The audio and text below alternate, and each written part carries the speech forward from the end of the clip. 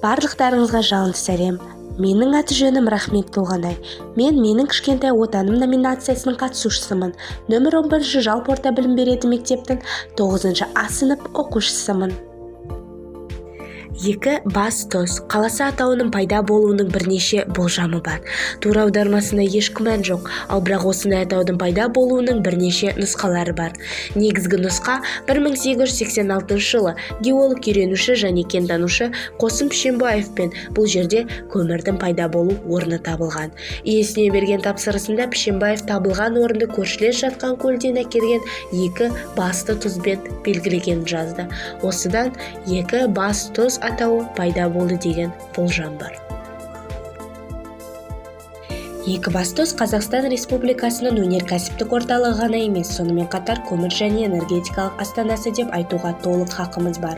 Екібастұздағы тасты көмір кен орындарындағы көмір қоры 10 миллиард тоннаны құрайды, және кеніштердің бүгінгі өндірістік қуаттылықтарын ескеретін болсақ, қара алтын 70 жылдан астам уақытқа жетеді.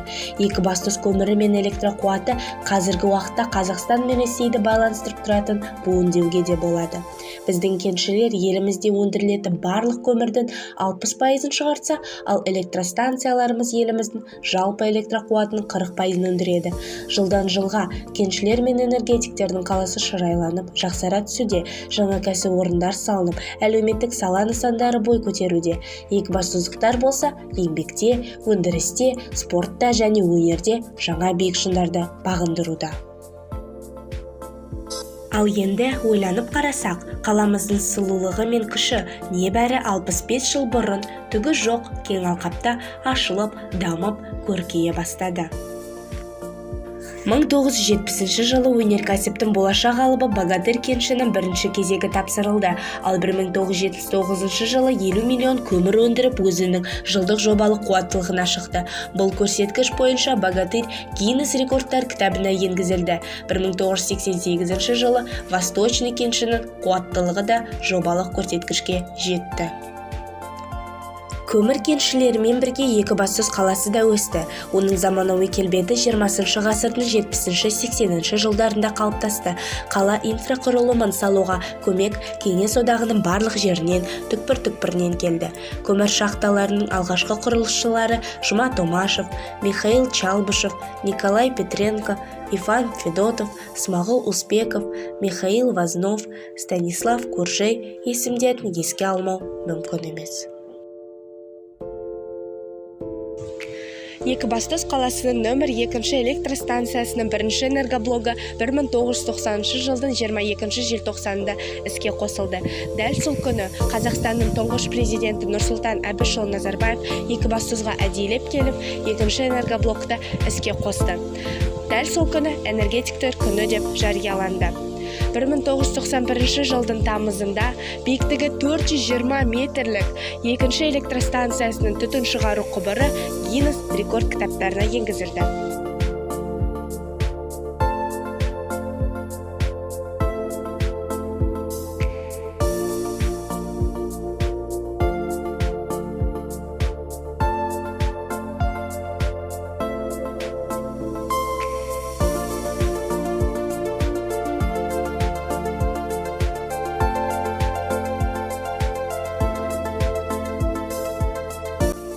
Екібастұз қаласының тұрғындар саны 133.899 адам.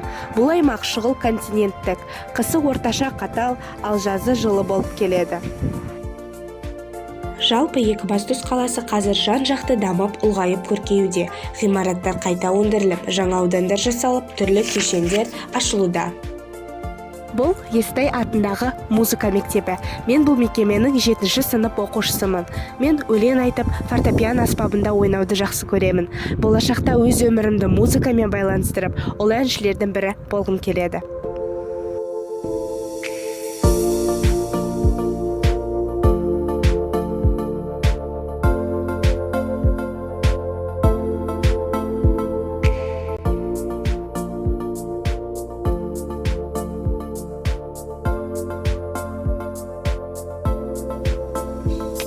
Қазір біз қалалық тарихи өлкетану музейіндеміз.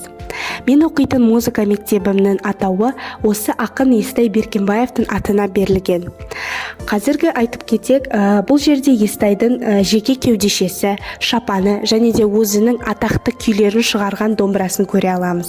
Сонымен қатар Естай атамыздың туған жері Ақкөл жайылманың бейнесін және де портретін тамашалай аламыз.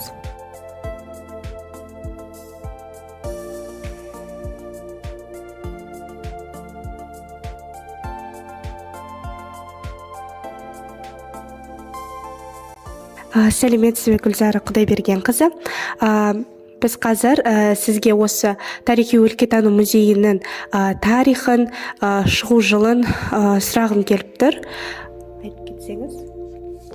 Сәлеметсіздер ма? Біздің тарихи өлкетану музейі 1997 жылдан бері өз қызметін, өз жұмысын атқаруда.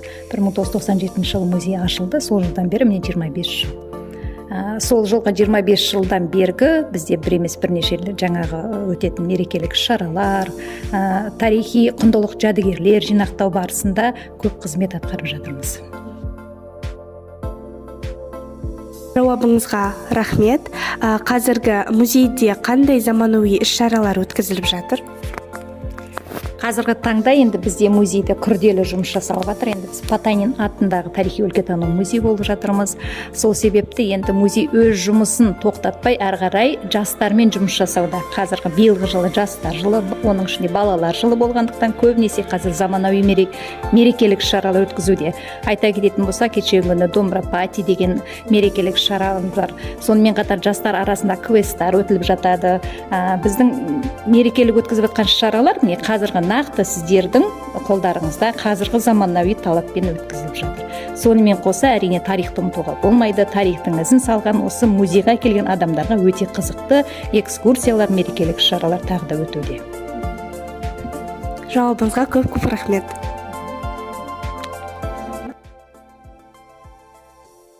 Қаламызда ұлы тұлғаларға арналған ескерткіштер, мемориалдар өте көп. Сонымен қатар отбасымен, достарымен қыдырып демалуға болатын саябақ, парктер орнатылған. Биыл туған жерім 65 жасқа толды. Осы қаланың тумасы болғаныма шын жүректен қуаныштымын.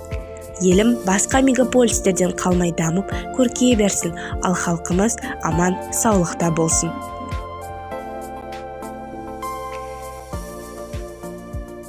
Болдым ғашық, туған қалам мен саған. Алыс жүрсем, арманым сен аңсаған. Жақын жүрсем, мен төрінде рахаттың. Алтын діңгек өзім туған босаған.